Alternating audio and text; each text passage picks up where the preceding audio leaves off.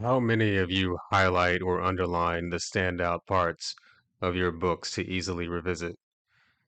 In this audio series, I'm going to share the most compelling and important highlights from across my library, from the most compelling and important books for newcomers to them, and for those who just don't have the time or opportunity to read them. I'm going to start with what I consider to be the best big picture science book on the universe, called The Big Picture by Sean Carroll. This is going to be the part on the cosmos, starting page 12.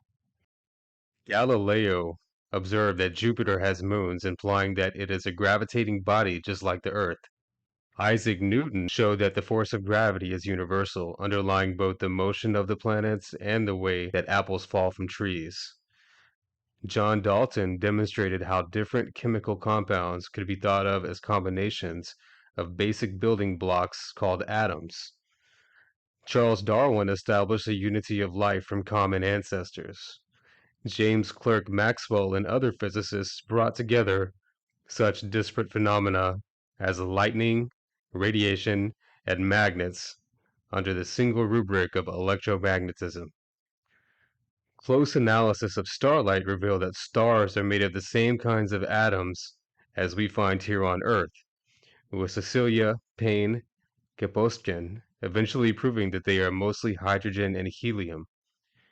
Albert Einstein unified space and time, joining together matter and energy along the way. Particle physics has taught us that every atom in the periodic table of the elements is an arrangement of just three basic particles. There aren't separate living things and non-living things.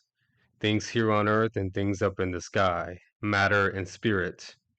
There is just the basic stuff of reality appearing to us in many different forms. How far will this process of unification and simplification go? It will likely go all the way. We will ultimately understand the world as a single, unified reality, not caused or sustained or influenced by anything outside itself. That's a big deal. Naturalism isn't an obvious default way to think about the world. The case in its favor has built up gradually over the years, a consequence of our relentless quest to improve our understanding of how things work at a deep level. But there is still work to be done. Naturalism comes down to three things. There is only one world, the natural world. The world evolves according to the unbroken patterns, the laws of nature. The only reliable way of learning about the world is by observing it. There are many ways of talking about the world. All good ways of talking about the world must be consistent with each other and the world. Our purposes in the moment determine the best way of talking. This summarizes what I call poetic naturalism. Pauses don't have the central role that they once did. The universe doesn't need a push, it can just keep going. At the deepest level we currently know about, basic notions are things like space-time, quantum fields, equations of motion, and interactions.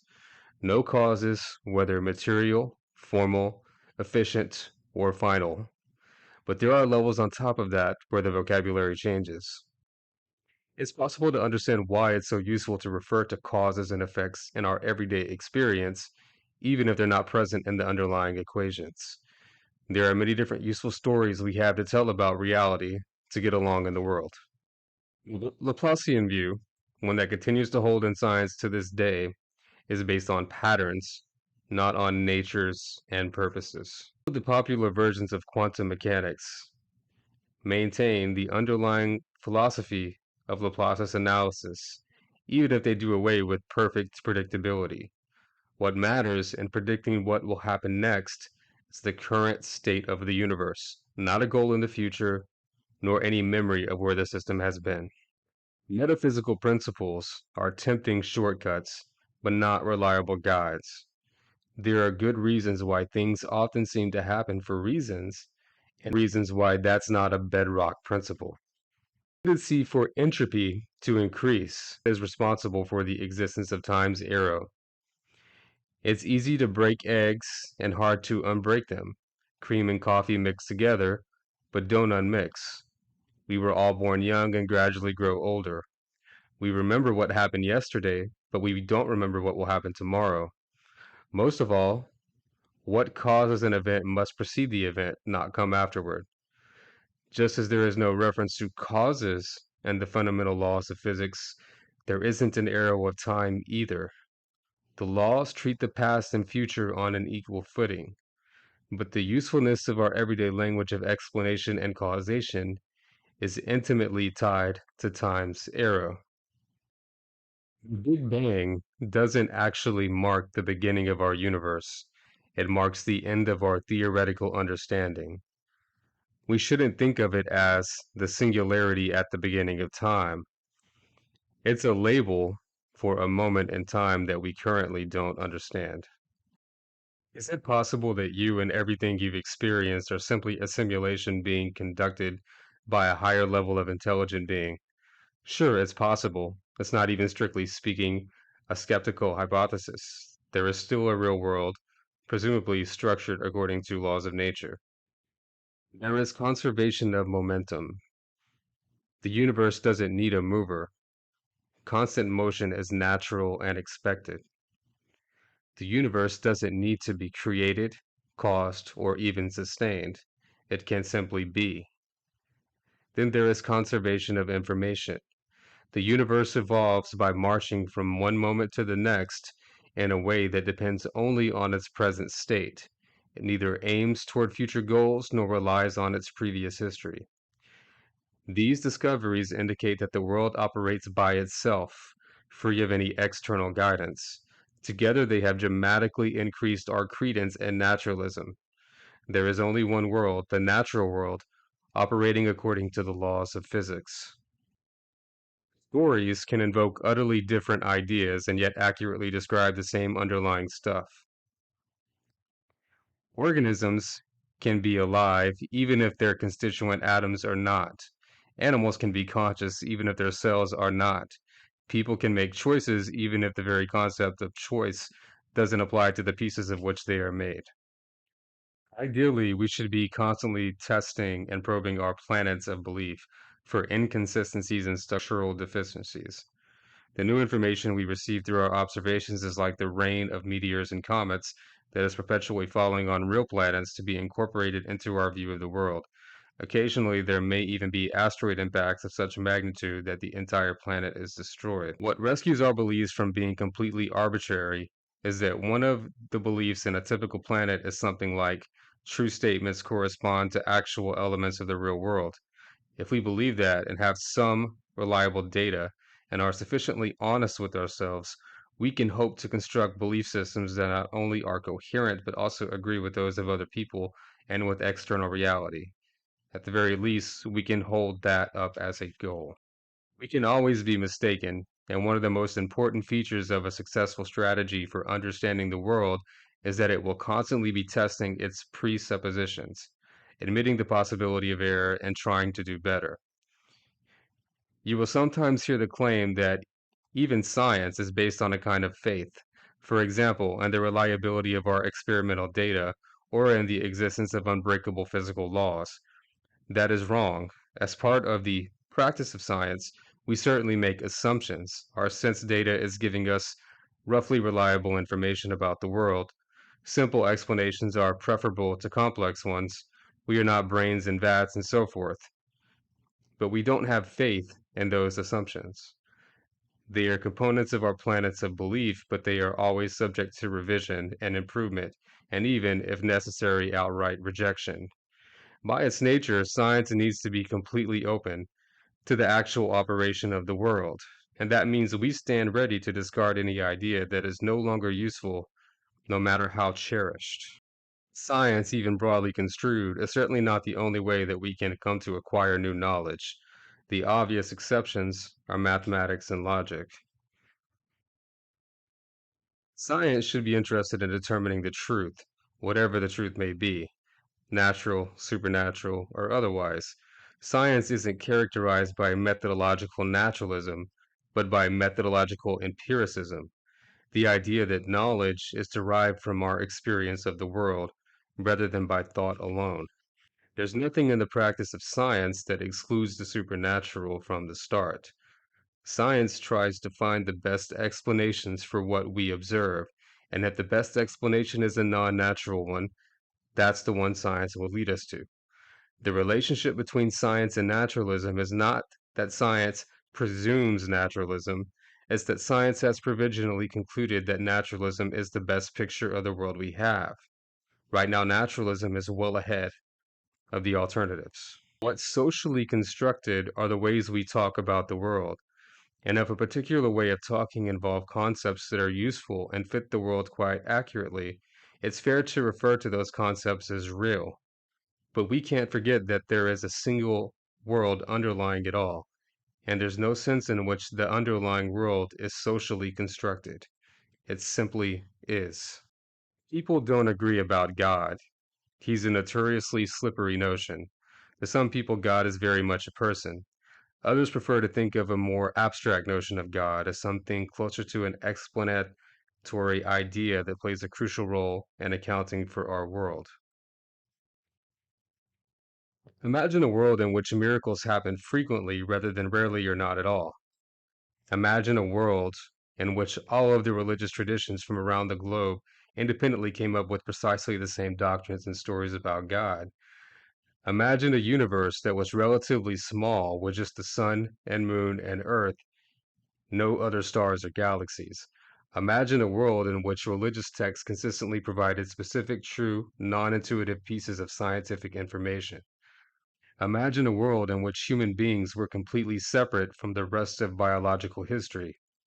Imagine a world in which souls survived after death and frequently visited and interacted with the world of the living, telling compelling stories of life in heaven.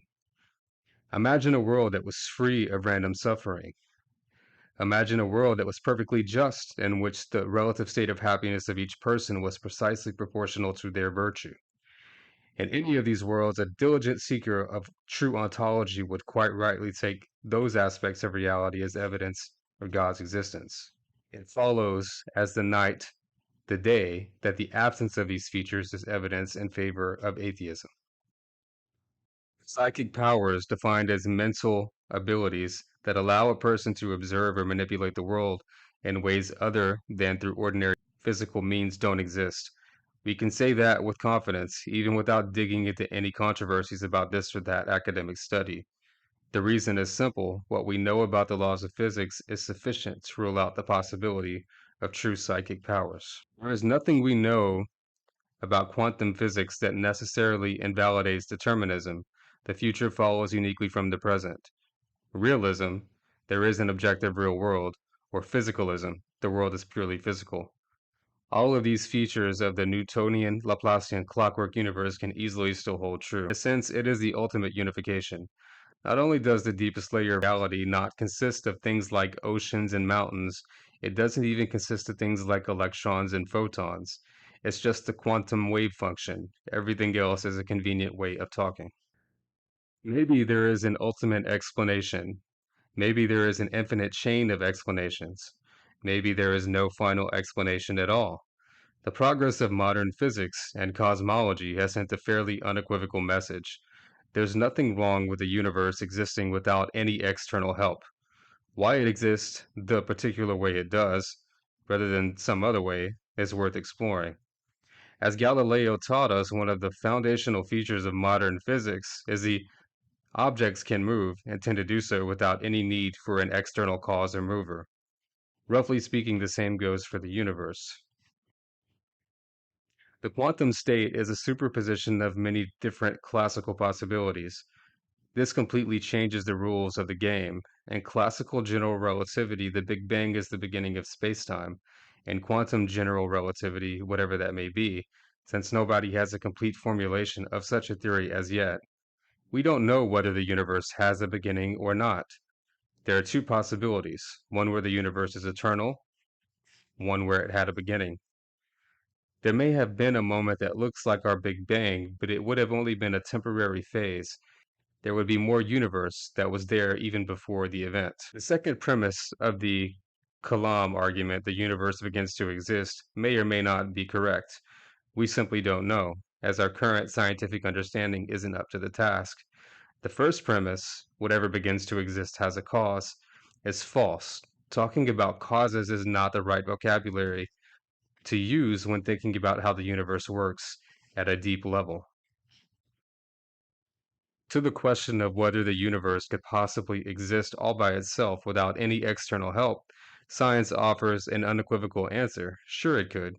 We don't know the final laws of physics, but there's nothing we know about how such laws work that suggests the universe needs any help to exist.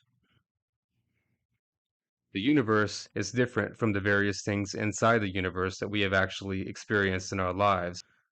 There is no reason why the universe couldn't have had a first moment in time, nor is there any reason it couldn't have lasted forever, even without the benefit of any external causal or sustaining influence. There may be no ultimate answer to the why question.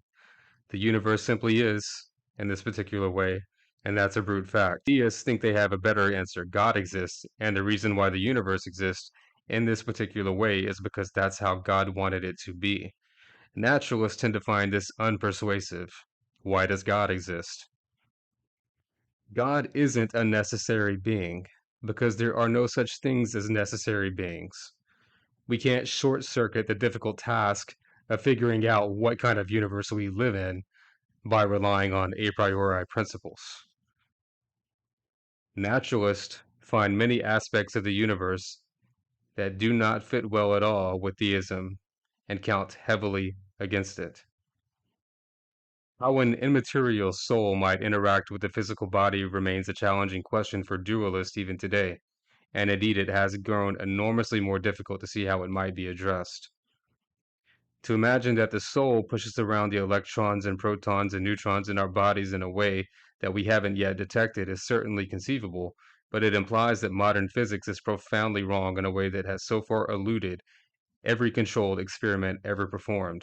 The correspondence between Descartes and Elizabeth Palatinat, she was not content to posit an attractive picture of the world such as mind-body dualism and move on from there without further questioning how would it work?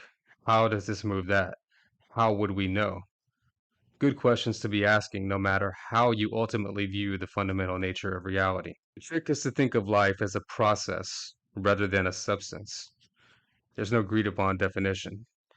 Over and over, something that we once thought of as a distinct kind of substance has been revealed to be a particular property of ordinary matter in motion. Life is no different. Can we understand how order and complexity arise in a world without transcendent purpose, even in the face of increasing disorder, as implied by the second law of thermodynamics? Can we make sense of consciousness in our inner experience without appealing to substances of properties beyond the purely physical? Can we bring meaning and morality to our lives and speak sensibly about what is right and what is wrong? Let's see if we can. And this ends page 221. Thank you for listening. If you enjoyed, don't forget to like and subscribe. Thank you.